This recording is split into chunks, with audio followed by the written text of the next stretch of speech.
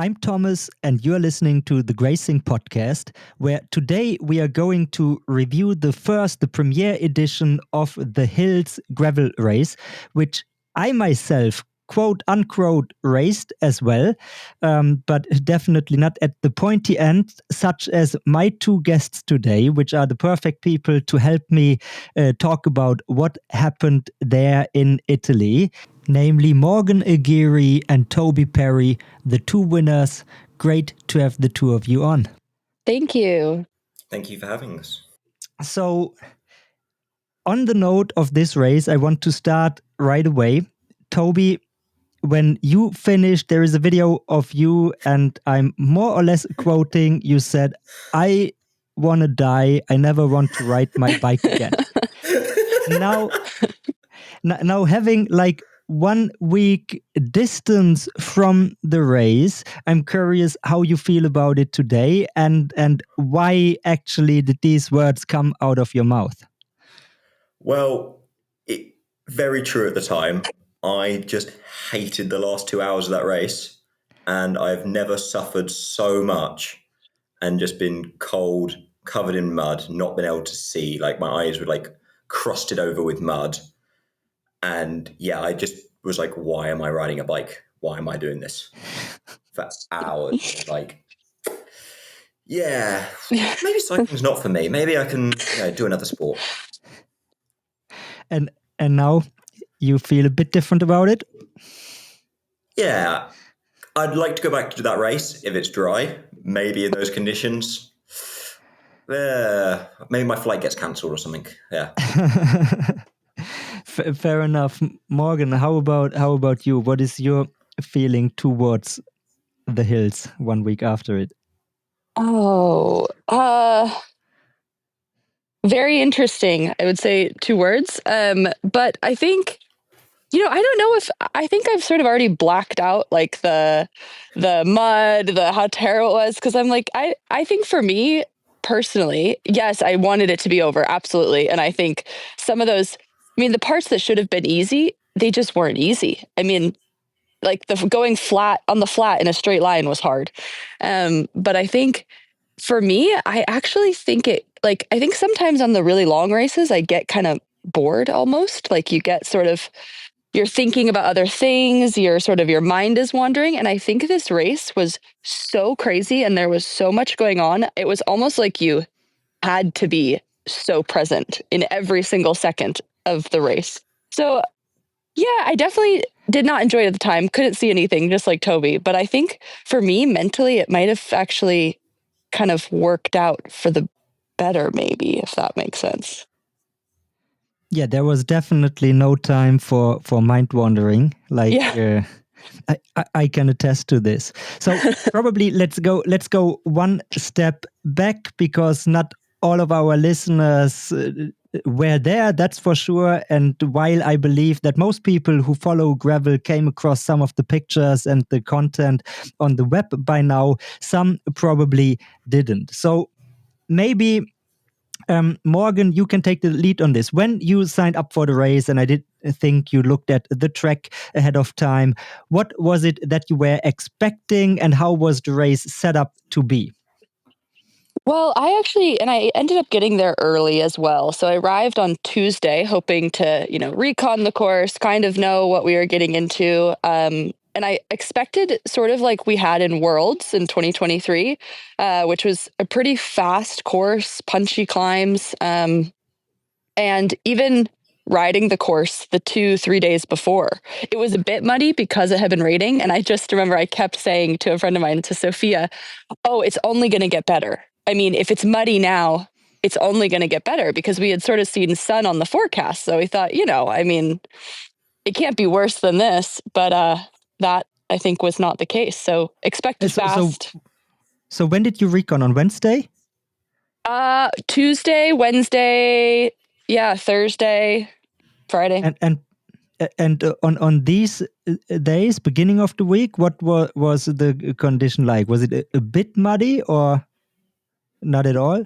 Because when we were doing a small recon of like the first loop, so the track, for everybody who wasn't there, consisted essentially of like 2 kind of loops, even though you didn't do them as loops. You rode out, then you went into the second section, rode like one big loop. There was a bit of out and back section, and then you finished this loop. And the recon that we did with one of the organized group rides in the morning there was just the first loop, which was, I believe, also exactly the course of if you did the small hills, the 90-kilometer race. And this one we did on the day before the race morning, and it was not muddied. I mean, a bit, and there were a few watered areas, but it was really harmless compared to what unfolded on Saturday. Yeah.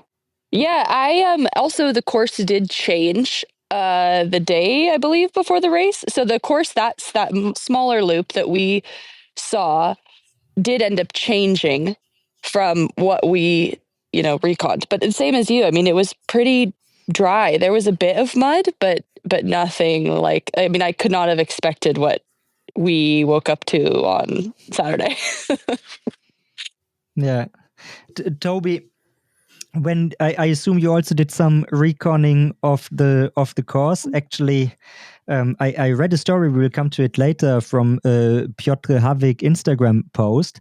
But on the Saturday morning, when you went to the line, I mean, it had rained more or less all night long, but did you expect, and maybe also made last minute changes to your bike to account for the muddy conditions, or did it hit you? No, not really. I kind of just like, the weather's going to be bad, it'll be fine. And that was kind of just it. Like, I didn't change anything at all. I just kind of like, if I prepared for it to be really bad, then it wouldn't be really bad. So I've done that in races before. Like, I'm going, the weather's going to be bad. I put massive tires on, everything like that. And then the sun comes out and I'm just like, okay, well, I'm screwed now. So now I just kind of, if I don't prepare for it, normally the weather stays good. It's how it's happened to me in the past. And I just got to the start early, had a rain jacket on, took that off. And that was my preparations, to bring a rain jacket. So, and then we get going, and I think there was initially a loop around the lake. And then pretty much like 10 kilometers in, there was the first mud section, which was like, I don't know, an acre or something like this. And so when I hit it at this point, us, the men age groupers, were still ahead of the elite women, because you started, I believe, 12 minutes afterwards. Obviously, you had already gone there. And when I arrived there, it was already like hundreds of bikes had gone through there before. It was super rutted, and it was just such a mess right from the get-go. Was it similar when you arrived at this first acre mud section? Because when I look at the photos from that time, it must have been bad already. Yeah, it was. That is the only bit of the recon I did, was like the first like 20k. And even when I did the recon, that was bad. And I actually crashed in that section where the is like, because there's I think it's a vineyard, and there's loads of cables going across. And I was like, there's one line there that's not full of mud. And I had like my sunglasses on, quite dark, for when it was like 7 o'clock at night, and I just rode straight into the wire and nearly went over the bars. But and then when we got there in the race, it was just mud. Everyone was sliding off already. Like, I had to get off my bike and run around somebody who was lying on the ground having a spa day. So, Morgan, at what point during the day, during the race, did it occur to you that this could potentially be one of the hardest races that you have done? I think even from the very beginning, I think the visibility, not being able to see, was really tough. I've never had that happen during a race. I don't know how people manage to keep their glasses clean, but I looked around, and at 40k in, people were still wearing glasses, and I thought, ow. I mean, I kept wiping mine. I took them off. I was licking them. I was like putting nutrition on them. I couldn't see anything. So I think pretty early on, it was probably 10k into the race, I just couldn't see anything. And that's when I realized, oh no, this is going to be a long day without glasses. Because when you're riding behind people, and there's mud coming off their wheels and you're doing this and your eyes are half closed. Yeah, I was like, oof, it'd be a long 7.5 hours. I don't know, to be honest, how you can do this, even like hold wheels without glasses in these conditions. 'Cause like in my position, it really didn't matter, and so I didn't try to hold any wheels in these sections. But you just go through it, and it's really impressive. Oh, impressive. Yeah, I don't know if my eyes thought that, but yeah, there was a point where I thought my race would be over. I mean, once we came up over the top of the first climb, I thought there's no way I can do this. I mean, descending and the stuff coming off wheels. And so I would try to like be on a wheel, but then I'd stick my head kind of out to the side to try not to be directly behind the wheel. But I said, I don't know what other people's glasses, what they did to them. But that made me realize, shoot, this is going to be tough. Toby, what was your shade situation like, with or without? I think my glasses came off after like 15k, and then they were just on the back of my head until I saw someone I knew and just like, do you want some glasses? And just threw them to the side. But yeah, no, I think I went blind like 50k in. We're going down the descent after the first lap, and I just like go, something hits me and I go completely blind, and I continue descending, only using the sound of the brakes of the guys around me to work out where everybody was. And then after a few corners of that, I'm like, okay, yeah, I think my race is over. So I kind of like pull out the line, try and get people to come in front of me. I'm just squirting water in my eyes. I take one of my gloves off, and I'm using that to like rub all the dirt out my eyes, which is why I'm racing the rest of the day with one glove on, one glove off. Wasn't a style choice. But like after that, I was just like, okay, I'm never going more than like 2 wheels back, because that way I have less mud in my eyes and less things flicking up. So like when we got caught and there was a group of 20 of us, I was still like always like top 3 wheels, just like trying to avoid as much spray as possible. Wow. That is one of the little details that if you ain't in the pointy end of these races, you don't think about, and you cannot imagine what it takes just in terms of willpower. Or like how you describe descending blindly. It's not what I learned in the school books. So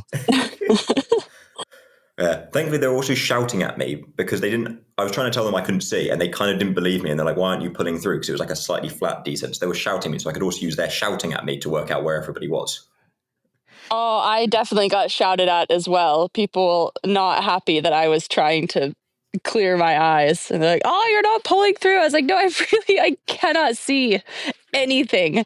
I mean, it was funny. I even thought for a moment, I was like, I'm descending pretty well. And I wondered if it was because I couldn't see. I was like, maybe, you lose your sense of fear when you can't see. You're like, just go. Yeah, just follow the wheels. Kids, don't try this at home. Yeah, wouldn't recommend. But I guess there is potentially something to it. I mean, me, I'm the father of 2 little kids, and that is something that in my own riding definitely it changed my own riding by now. And I believe on this day, like I had installed new brake pads 1.5 weeks before, and they were completely gone by the end of completely. There was nothing left on them. It was insane. But yeah, I was not descending the way you were describing. No. My brake pads survived quite well, but I don't think I used them that much. They changed the day before, and I'm like, they're still fine. Nice. Wow, that's impressive. I saw some other pros that's in my defense who posted their brake pads, and they were also completely gone. So I felt at least I'm in okayish company there. Good company. I mean, the best thing, I don't know if anyone of you rode the mud edition of Unbound 2 years ago. From the people that I talked to, they told me it didn't even compare. Unbound was way, way, way better and easier.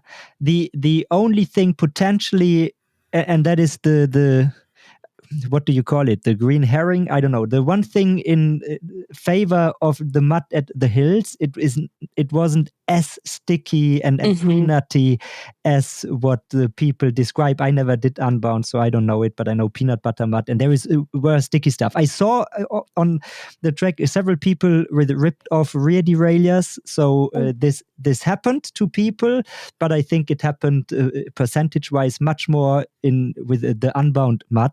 But then, like, you know how Strava or different tools, they give you a distribution of surface type, and if they would know mud on a given day, then this ride would have, my estimate is like 60% mud. It was really that much. It was not like one section of like a kilometer or two, but it was 60% of 183 kilometers of mud. I remember thinking the same thing. I just remember every corner, every weird little single track through a vineyard we would end up on. I thought, there is no way that there can be more mud. Like, how? Like this, I've never seen so much mud in my life. And then every corner you turn, you're like, okay, we're out of it. No, we're not. It just kept coming. But thank God it wasn't that sticky peanut butter mud. Yeah, I stopped once to take a stick and remove some mud from the bike, but that's about it. Otherwise, you could ride it off pretty easily. Yeah, it was just sliding around. Like, thankfully, at one point I got to clean my bike though, because there was a river crossing which was like up past my waist. But only 3 of us in the race did it, because as soon as we went through it, they opened up the bridge to the left, which was barriered off. So me, Vakoc, and somebody else went into this river and just came to a dead stop and nearly crashed because it was so high. Oh, I know exactly what river you're talking about. Yeah. Wow. But I got to clean my bike a little bit, and then I was like, oh, nice, it's good for the rest of the day. Yeah, that's in some sense practical. Though probably didn't help with the freezing. I mean, I don't know how about you, Toby, but many people reported to me that they were freezing cold. I mean, I decided on the morning off to go long with the jacket on, and I didn't. There were a few moments where I said maybe it's too warm, but otherwise I was quite happy. I was okay. I just had like mesh base layer, jersey, arm warmers, and I was fine. Like, if I was going to go for the Van der Poel technique of if I got cold, I'd just push harder. Yeah. Thankfully, I was warm all day. Yeah, I totally thought I would take my arm warmers off at some point, but I don't think they would have even come off if I tried to get them off. But no, I actually, temperature-wise, I was cold in the beginning. There were definitely parts that were not so nice, but not freezing. I think the mud helped with that, because I grew up playing rugby, and you just wear obviously just shorts and a top. And if you got cold, they would just say, well, go lie down and roll in the mud. So if you were cold, your teammates would push you over into a muddy puddle and like, cool, the mud will keep you warm now. So makes sense. With all the mud all of us, that was a bit of insulation. Thermic coating. Yeah. Exactly. At what point did you realize that you would be in a good position to win the race? Maybe Toby. Well, I kind of told my team in November that I was going to win this race. So I kind of I predicted it far out. So I was just kind of confident kind of all day. Like, after 20K, there was a tunnel section which you wanted to get to later, but we got away there. And I was just like, yeah, I think I'll win this. Like, it was, normally I can tell quite early if I'm on a good day. So I was like, okay, as long as I have no mechanicals, I've got this. Wow. So that is interesting, because like one thing that as a fan of gravel racing, and that is a bit more different or difficult than it is in road racing, because we don't get to see the live pictures of all the races, is we don't really know for many racers what their strengths and weaknesses are, at least not to the same extent that we do on the road, where everything is televised and shown. So when you said in November you're going to win it, what made you be so confident about this? Just like racing in Italy, and I know Demarchi made the course, and any course that he makes, I'm going to enjoy. And if I'm going to enjoy it, I'm going to go well. So that was kind of like my mentality going into it. Is like, I like the course. like the course designer, he makes good stuff. So it's going to be a good day. And so I just need to keep my bike working. Nice. Self-fulfilling prophecy. Yeah. At work, yeah. Morgan, how was it for you? When did you think you could win it? Also back in November or a bit later? Oh, I wish I could be that confident. No, I knew the title. I knew it was called The Hills, and I do like climbing. Definitely one of my strengths. I think the climbs, though, in this race were a bit shorter and actually less steep than I expected. I kind of expected more of the world's climbs, which were a bit longer. And so there was a moment where I did think, these are punchy climbs. Like, there are people who aren't climbers who could definitely hang for, 2 kilometers up a climb. So I had that in the back of my head, but I definitely knew going into the race, because I had reconned it, where things might happen, what might happen where. I definitely didn't expect us to lose as many people as we did before the first climb. And I will say, I do think a lot of that had to do with the fact that we were set off 12 minutes after the entire race. And so for us, having to, going through obviously very destroyed mud patches, but besides that, I think it was that we were dodging amateur men left and right, screaming, shouting, crashes. So I think that really took out a lot of the field in a way that I don't think anyone expected. So I was kind of surprised going into the first climb how few we were. And by then, we really thinned out to the group we were for most of the day after that climb. We ended up in a group of 6 of us. And yeah, I would say because I'm me, I probably didn't really know until I was with G on that last big climb on the back half that, okay, we've got a good shot at making this happen. So probably a bit later than November. Just on the note of you catching the age groupers, I personally was so relieved, because I was aware at some point that you are going to catch up and take over, and you actually went past me. Like in the first loop before, there was this section where you had to take a little steep, 10, 15 meter ramp into a single trail. But before this, it was super wide. But there were much narrower sections before this. And just in this wide patch, you ladies came by. And I was so happy that it was in this section because I could just give a lot of space. And I know a friend of mine who did the short race, he was had exactly in this little ramp, and you had to go. So he was taking over a guy, but then the pro ladies wanted to came by, but he was there was no room, and that was my fear scenario that I would I don't know crash out one of the pro women. Yeah, that was actually the exact bit where there was a lot going on, and there were some men on that climb, but they were walking, and half the women that got by could ride, and then I had to unclip, and I think it was Carolyn who had to unclip in front of me because there was someone in front of her. And we ended up running up that section, running down part of the single track, and then you kind of debate where you get back on. So that actually, I clearly remember that section because I remember being next to Carolyn and saying okay, we had a big gap to close then. And we had to spend around, the cemetery. You went around the cemetery after that. And I remember that was a fun effort to close that. And I think that just happened to so many people. I mean, you're dodging people, you're trying to be nice, but you're also kind of yelling, get out of the way. And it was a bit more chaotic, I think, than if we had maybe gone off after the pro men. Yeah. Which is normally what is the most common practice nowadays, no? You have 2 separate pro starts, and then I mean, unless if the time gap then to the age group man is not super huge, then maybe the pointy end of the age group field will probably catch up to the back end of this, but it's much less messy than in this way. So yeah, probably one aspect for improvement next year, I feel like. Yeah, I think that would help. I mean, obviously the conditions were chaotic, but it's not fun if you're the woman that gets stuck behind some crash, and obviously there's only so much you can do. So taking out, maybe eliminating that aspect of the race would maybe have kept a bit of a bigger group until that first climb.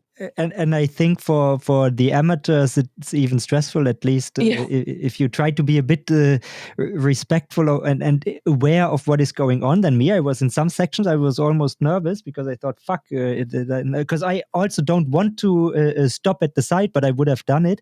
And I remember, so let's jump a bit ahead in the race, because at some point, so I was thinking all kinds of things during the day, because like the first thing I was like, I thought I came to ride my bike, but actually I slide my bike. And actually on this note, something that happened to me and to the friend I was traveling with likewise. So we both the next day talked about having hypnic jerks. So probably this little twitch that you sometimes have when falling asleep. You're half dreaming and then you twitch like this. So we both had this, and I actually had it severely, like 3-4 times. And in my mind or half dreamy state, I was thinking that my back wheel was sliding out, which I don't know if any of you has like a cyclocross background. I think it definitely helped. Some people, including me, thought that was like a 180-kilometer cyclocross race almost. And I don't. So in one of the positive takeaways from me is I definitely learned to be much more confident in mud riding. I also didn't crash, and in the end I was going much faster than in the beginning. So that's a positive. But so we were sliding a lot. I was thinking it's a cyclocross race, and then I was aware that there were these sections where pro men could come. And actually, just when I arrived in this out and back section between the two loops, like age group women ahead of me crashed, and I came there, and she was lying there, and I helped her up. And this like quad ahead of the race had already come by, and then luckily two Italians, because she in this moment at least didn't talk super well English, and we helped her up and out of the way. And then two, I believe, pro men came by me, and I was trying to see who that could be, and I had no clue because they were just mud. And that was the moment when it occurred to me that this race is most likely going to end up in gravel history books, because it was special, not your average gravel race. And I was wondering, like, having won this race and now having seen the media reception, what has been posted, I mean, it looks all super iconic. And when I saw this, I really thought, that was a special thing. Is it a special victory? It's a nice one to have. Like for me, my most special victory is just winning my first gravel race, which is the UCI in Mio. But it's looking at the photos, and like in the time you just like wanting it to be over, but now looking back at it, it's like, okay, there's some cool photos. That was pretty epic. I'm glad I did it. Yeah, I mean, for me, this was my first proper gravel race win. I actually think it might be the first like any win of any race. So we'll definitely hold a special place. And I think it is kind of cool to like realize that this, hopefully, I mean, who knows, but hopefully this is one of the most chaotic races of the year. And it is kind of cool to look back and like, also, like Toby said, think about sort of the mental roller coaster that we went on that day, and being able to overcome that does feel good. So let's look a bit behind the curtain of what's going on. So let's start with you, Toby. I already alluded to the Instagram post by Piotr Havik. He did like a race recap, which was quite interesting. And let's start here. So you are racing for a team. I would like to know what the official pronunciation is. Is it just classified Rose? Is it classified by Rose, times Rose, X Rose? How do you call it? Classified Rose, powered by or fueled by Foodmaker is the full name of the team. Classified Rose, fueled by Foodmaker. Okay, let's just call it your team from here on out. Classified is good enough. So you are one of the teams that come to gravel since, I would say, last year was when we definitely saw more and more teams coming to gravel.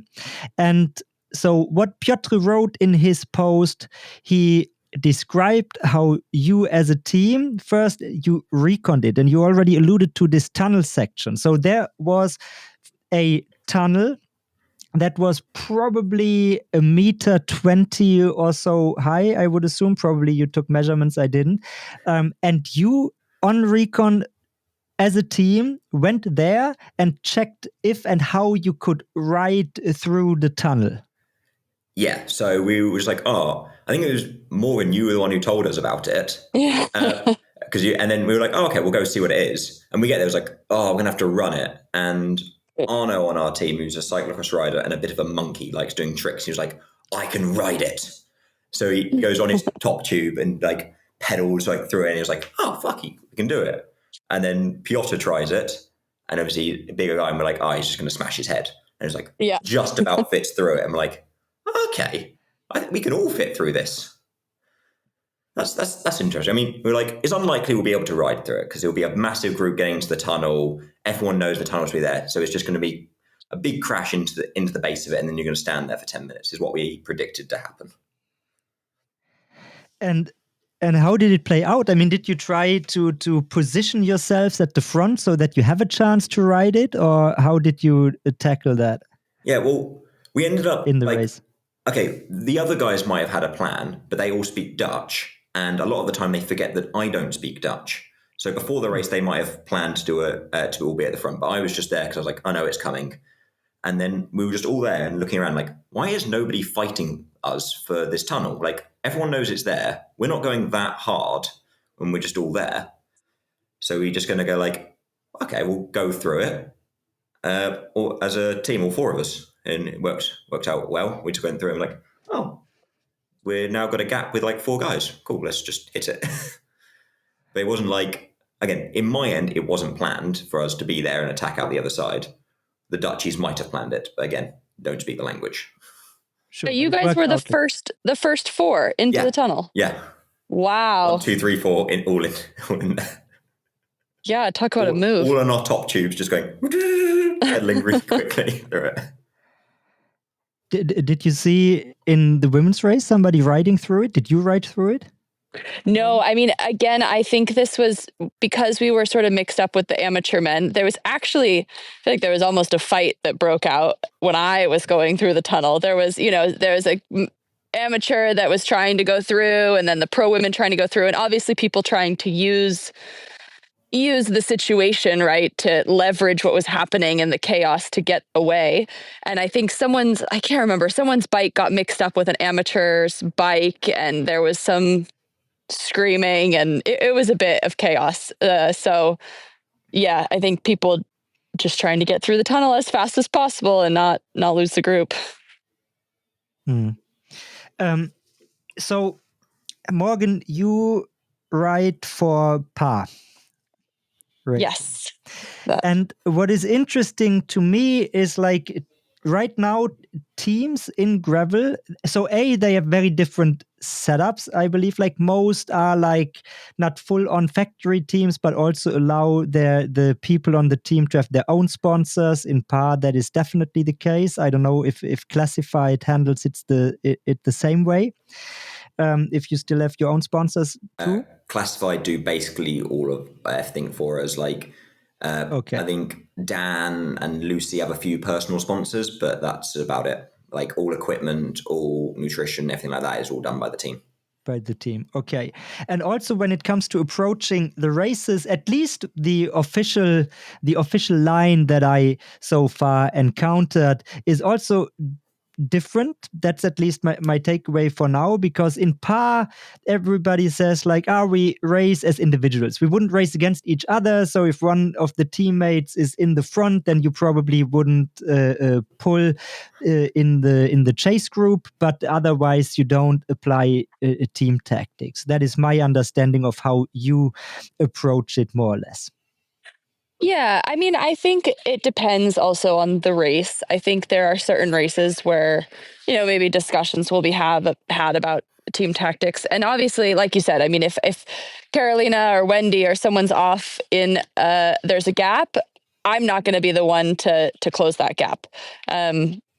Is that mean that we're riding as a team? Maybe in some aspects. And I think, but at the end of the day, I think it depends maybe on the race and also, the way that gravel is set up at the moment. You are riding, everyone's riding for their own bonuses for the most part. And so I think when it comes to riding as a team, it also takes looking at, maybe bonus structures and things like that. But for now, the way gravel's set up is it's an individual sport. But I think on PA, it's really nice to have, like, it's super nice to know you're riding in a group in the front. I mean, knowing that Wendy was there and she's good at this and was really, really helpful. So I think it works when it works out, and when it doesn't, you're riding gravel as you would before. Yeah. Let's contrast this with what I learned from a set post from Piotr, because the way he put it, there was a lot more like conscious team tactics and things going on in classified. Maybe it's just the way he may have wrote it. Made it sound more teamwork than we actually did. Okay. Because like in his post, it came across like there were a few sections where people were actually trying to position somebody else and so on, which I mean, that is also part of racing. And once we have teams, I think that is the stuff that makes sense to do. That is my personal opinion, at least. Totally. But you say it's like it sounds more, or what he wrote is more sounding like it than it actually was. Yeah. So like the tunnel, again, in my head, wasn't planned at all for us to be there. They might have, but again, not speaking Dutch. And then later on, then like when we got caught by a bigger group because we went the wrong way, I talked to Piotr and Arno. I'm like, there's a guy like the Italian champion a couple minutes up the road because he went the right way and we were lost for a while. I was just like, guys, I'm going to win this. Just keep the pace up so that he doesn't get loads of minutes, and then I'll bridge across to him. And that was the discussion of our tactics. So like they were both already like fucked and about to get dropped on the next climb. So it was just like, well, they're not going to chance of winning. I can win it. Cool. Then they can do a bit of work. But normally we don't go into races like, okay, this kilometer you're going to do a lead out into this climb for this and that, like race style. Mainly because in gravel it's like too complicated to do that because there's always stuff going on. Even though the peloton's smaller, there's always people having mechanicals, other issues. So you're never really together. And we're kind of a cursed team through injuries and illnesses. So we've never really had more than one rider in a front group. Because last year I kept getting injured or breaking bones. And then Piotr got pericarditis, so he was out for half the season. Dan fractured his neck, so he was out for half the season. So we've never really got to try team tactics because we're always injured ill. But we want to try it a little bit more and have a bit of fun with it. But it's never going to be full team leader, everybody work for him. It's kind of like, this guy's the best today. We'll do a little bit of help to help him a bit more. But still mostly kind of all trying to work for ourselves. Because the same thing as Morgan said, like only one rider can win, gets bonuses and stuff like that. I mean, go ahead, Morgan. I was just say, I also wonder if your view of team tactics too is also different because of your experience on the road. So you have this very defined sort of, team tactics means this in this climb or that in that climb. Whereas someone who doesn't come from the road, team tactics maybe looks like, oh, there's 3 pause riders in the front. That must be team tactics. So yeah, it's interesting the sort of different perspectives and how people feel about it in gravel. And I know there's different sentiments, but like you said, Thomas, it sounds like it's changing. So it's bound to happen. Yeah, I anticipate it will come, but I also don't expect team tactics to look like what we know from road racing, because exactly what Toby said, like it doesn't work like this in gravel for several factors. Even like course design, in some courses it might work better if you have like more like the typical US race where you're really wide roads most of the time. Then probably it's easier to have like a group of 4 or 5 pulling in the front. But once you have a course like what the Hills was like, with so many single trail sections, you will always lose people. And to do team tactics and I don't know, pull back a chase group for your team leader, then these 4 or 5 people need to be in the front. And it's just so hard to be in the front with 4 or 5 people. So it just will not work like what we know from road racing. And I mean, even in road racing, you see, if, I don't know if any of you yesterday, so we're recording this on a Monday morning. Yesterday was the Ronde van Vlaanderen, Tour of Flanders. And like even these spring classics on the Belgian roads, they don't look like a Tour de France stage in terms of team tactics, because it's a much more broken apart race from like 150 kilometers to go. And that is most gravel races out there. They look like this. So it's, yeah, definitely, it's good to have teamwork on some level, but it's not like a tour stage with your group leading until the last climb. Definitely. What was the decisive move that both of you made? In your case, Toby, I know that you went solo with like 60Ks to go?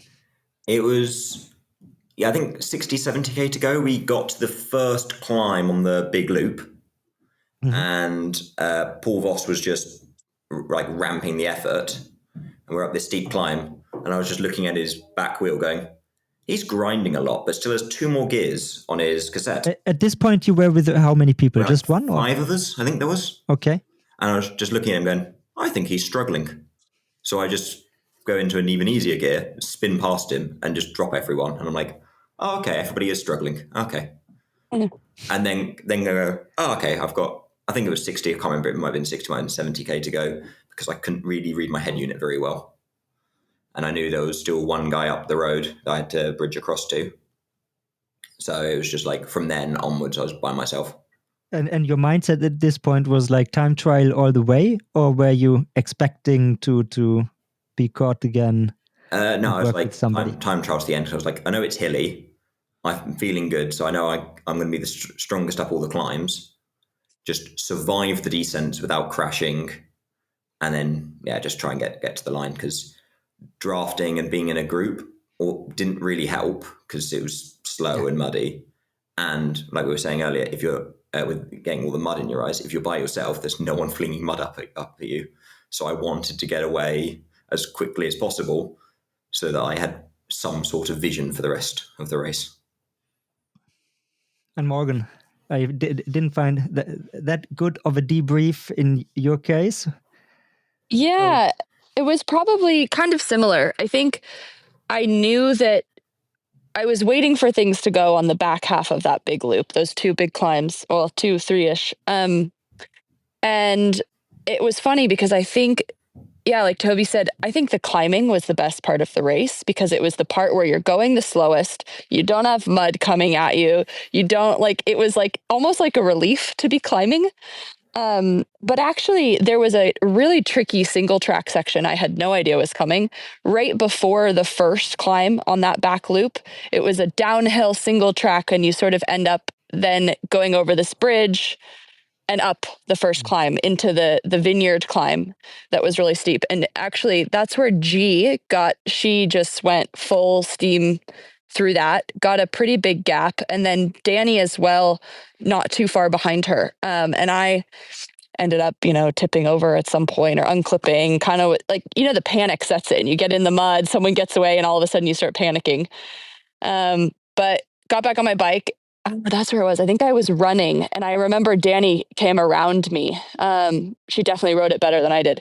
And we ended up down at the base of this climb, all sort of separate, and she had already started climbing. She had a pretty good gap. But I do remember thinking like, okay, that's fine. Like, I am confident in my climbing, like, okay. And it was a steep climb. So then we went into the climb, and I did my best to close the gap. And by the time we got to the top of that first climb on the back, I could see G. I think that's where all those photos were taken, actually. There were a lot of photos there. We descended and then caught her again on the next little climbing bit. And that's kind of when I knew we would do this sort of, I felt confident in being a stronger climber. And I know she's also a very good descender. So it was how much of a gap can I open up on the climb so that she can't close it on the descent. And then I ended up going through the second feed zone on my own. And then she caught me right before that last big climb. We climbed again, opened up the gap, closed it again, and then basically ended up together, the two of us going into the last loop together. We climbed that first part together. And then after that first climb on the last loop, I was solo until the end. Lovely. Yeah, to both of you, congratulations. That was definitely a big day out. I mean, here's my story. With like 40K to go, I decided to pull the plug. I was by then already 9 hours out there. I was like finishing below 9 hours, maybe 8 hours. That was my goal time that I did. So I don't race it for positions, but like goal time. I'm this kind of guy. But yeah, then like after 9 hours and 140K, I was about to enter a next mud section, and I had monitored the expected time of arrival on my head unit, and it still set for the last 40K just below 3 hours. And I was checking when the sun would go down, and I didn't put any light on my bike because I didn't expect to be riding in the dark. And then I was like, okay, one thing I definitely don't want to do is be stuck in the mud or sliding in the mud when it's dark. And I said, okay, F it. And then I went the last 20K. I asked Komoot to give me a nice paved route, and I went back on the road and did it this way. And like DNFing in most circumstances, I think I would feel like, yeah, that's a defeat. Why didn't you do it? But yeah, I really didn't want to be out there in the dark on the bike. I don't know if that is accurate. There was only one small climb left, so I did all of the climbing of the day, and the 3 hours sounds insane. But then I was also thinking, like the mud is not getting better. Yeah. And maybe it's true, because then you have to put out all this power, but you're still going whatever 10 12 kmh or so. So yeah, that is how it ended for me. So yeah, and you were still also the pros. I heard, for instance, from Paul what he expected to do the course in ahead of time, and it took everybody much longer. That also becomes like a nutrition problem at some point, because then you run out of fueling and so on. So yeah. It is a big achievement. And what I'm curious about is to finish things off here and take not away too much of your precious time, is the aftermath, because that is something we don't get to see. And we know, like, if you win a big road race, then there is a lot of PR and media interest. How is it 2025 winning one of the marquee Gravel Earth Series races? How were your hours and days after the event? Maybe Morgan. Yeah, it was exciting. I mean, I think every brand wanted a little piece of the action, which was cool. Like there was a lot of interest, all the sponsors are interested. The photos look cool. So it's been cool. And I think it's a fun one to talk about. Everyone's like, oh my God, tell me what happened. Tell me, because it was so chaotic. But yeah, it makes me excited for the next races. And there's definitely, a lot of interest in the hills and how things played out, because it was just absolute chaos. So sponsors ain't scared of mud. No. And actually, I got so lucky. I ended up, which was already pre-planned, to fly on the Sunday after the race to Orbea to go check out the headquarters, do some product testing. And it was such a blessing to be able to take my bike and just drop it at the service course and have bearings were replaced, handlebar tape was redone. Like, it's a new bike, because it was a disaster. So yeah. I got very lucky. About this, I'm the most jealous. I was actually staying in the same place as the Canyon Collective mechanics. and I met them and I asked them for what is the pro tip for mud. And the one guy told me, yeah, look, just water and a lot of soap, but disassemble everything. And I had to replace a lot of stuff as well. But then, like in Germany, I don't know if that is everywhere the same, but bike shops are closed on Monday. So I drive back on Sunday, had only provisionally cleaned my bike there because I think they had like 3 places to clean the bikes for more than 1,000 participants. So yeah, actually, pro, I will not name her, but I just found out on Instagram who it was. But a pro lady ended up washing my bike, which was a funny story in and of itself. But yeah, so only provisionally cleaned bike back on Sunday.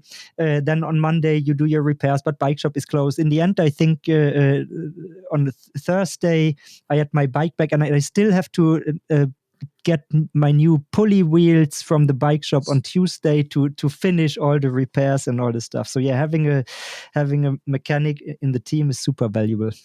Very. One thing I think maybe just our team did, there was a car wash like 1 kilometer from the finish line. So we just went there and had a jet wash. So ooh, that's a... Everybody else was using the hose at the hotel and everything. It was like, it's a jet wash like 1 kilometer away. We're using that. Which is what you needed. Yeah. I mean, you need, with the hose did nothing. Yeah, you needed the jet wash. That was smart.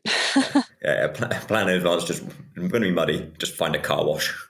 Perfect. I was like, we're going to have to throw the bikes away. This is it. I mean, the kit, the skin suit did not come home with me. It is in the bin at the hotel. It ripped. So there was that. But yeah, there were some things that couldn't be salvaged. Yeah. So Toby, how were like the days after the race for you? How much were sponsors also after you, chasing you down? Yeah, like a little bit, but I'm not like a big fan of doing things on social media and everything. So the great thing was like all our sponsors were doing like posts and stuff, and then they just like add me as a collab, so I can just accept things, and then I'm posting on Instagram and stuff, and the team's happy and everyone's happy, and I don't have to do much because I'm not a big fan of that kind of stuff.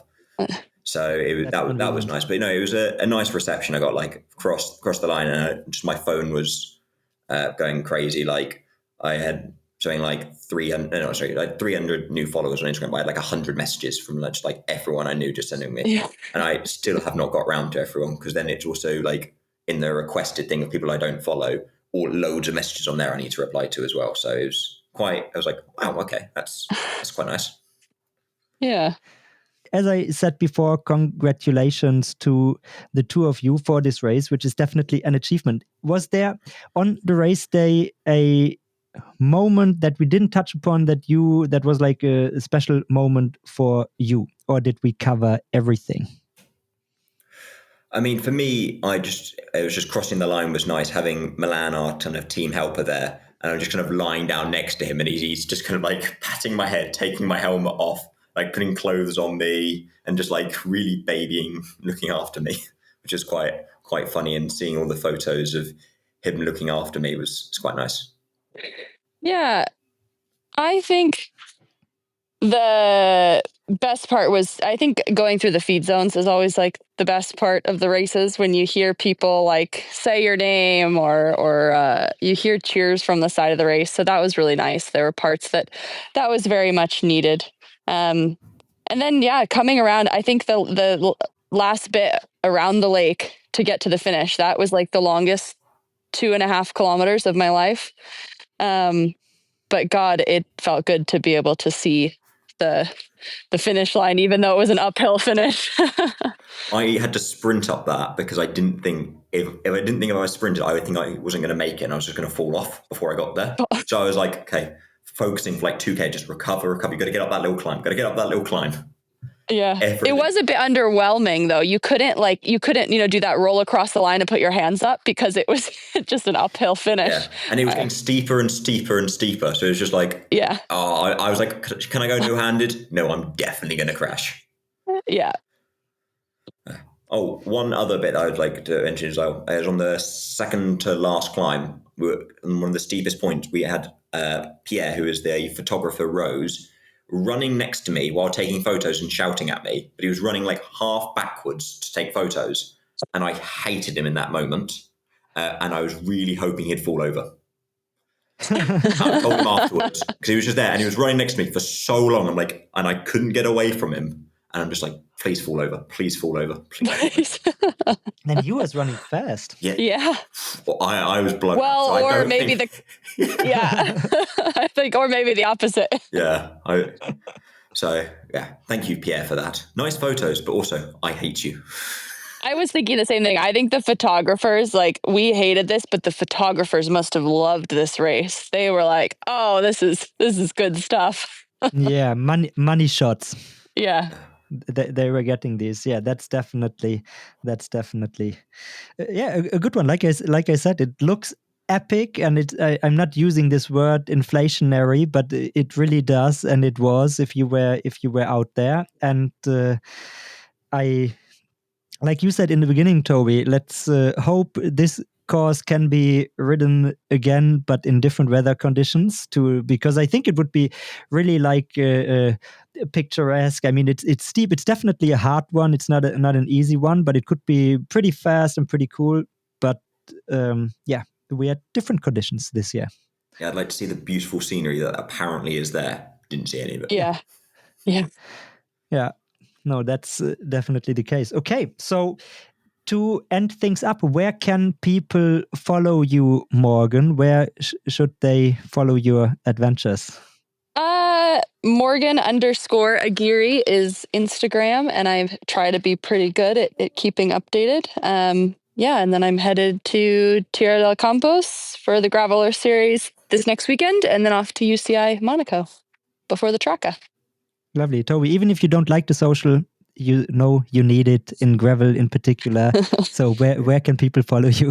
I think my Instagram's Toby Perry 7, but like the Classified Rose Instagram page keeps it up to date, and also my teammate Dan Grossman posts a lot, and most of the time I'm there. So if you want to see what I'm doing, follow him. That's a great shout. And what are the next things on your calendar? I need to have a call. I think it's Monaco Gravel next, because I didn't want to do Iberiolica Tierra de Campos because I broke my hand last year. So I was like, I'll skip it. So I think, Monaco, Tracker, and then Goralock in Scotland, and then Unbound. After that, I have no idea. Okay, is Unbound your sole US race? Actually, no, because I am now going to do Lauf Gravel Worlds later in the year, because I made a bet with my team for the hills. The week before, I told them, we already had a bet that if I won, I'd get 500 Mattentaarts, so a pastry from Belgium. So I made that bet. It's like, if I win, you get me Mattentaarts. And then we had a meeting, and I was like, can I do these races in America? And they were like, okay, if you win the hills, you can go to America. And I was like, cool, done. So now I should be doing Lauf Gravel Worlds, hopefully, and Core 4 or something? Core 4, before it, yep. Yep, I need to organise that still, but I hopefully will be there in America for that as well. Okay, yeah, that's a cool schedule. Morgan, any US races for you? Yeah, so after the Traca, I'll head to the US to do Gravel Locos and then Unbound, and then I will stay there. I'll be there for 6 weeks and go do Lost and Found and Oregon Trail. Come back, and then I'll do the second in August, the Core 5 and the Lauf Gravel Worlds. So a lot more US this year, which will be fun, be different, hopefully less muddy. Thanks to two of you for your time. It was a pleasure to have you on, and talk to you soon. Thank you so much. Thanks for having us.